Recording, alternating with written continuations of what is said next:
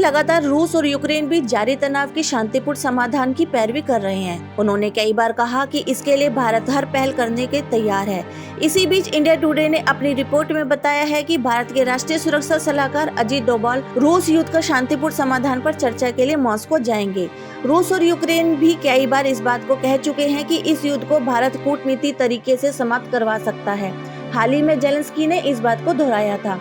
Bharat Ukraine में संघर्ष को सुलझाने में भूमिका निभा सकता है।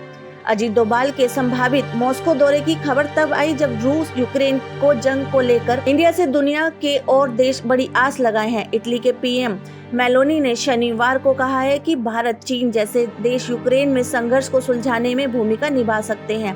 पीएम नरेंद्र मोदी की अच्छी दोस्त माने जाने वाली जॉर्जिया मेलोनी का यह बयान उत्तरी इटली के सेनोर्बिया शहर में एम्ब्रोसिटी फोरम में आया, जहां उन्होंने यूक्रेन के राष्ट्रपति वोलोदिमीर जेलेंस्की के साथ भी बैठक की थी। रूसी राष्ट्रपति पुतिन ने कही थी ये बात। एक दिन पहले यानी गुरुवार को रूसी राष्ट्रपति पुतिन ने इंडिया जैसे दोस्तों और साझेदारों की तारीफ की थी जो मौजूदा संघर्ष को हल करना चाहते हैं।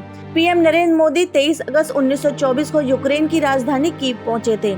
यह पहली बार था जब यूक्रेन दौरे पर गए। पीएम मोदी की यूक्रेन यात्रा इसलिए भी खास थी क्योंकि साल 1991 में यूक्रेन के स्वतंत्र होने के बाद यह किसी भारतीय प्रधानमंत्री की पहली यूक्रेन यात्रा थी। यूक्रेन दौरे के दौरान वहां के राष्ट्रपति जेलेंस्की ने प्रधानमंत्री मोदी से भारत में दूसरा पीस समिट कराने की इच्छा जाहिर की थी।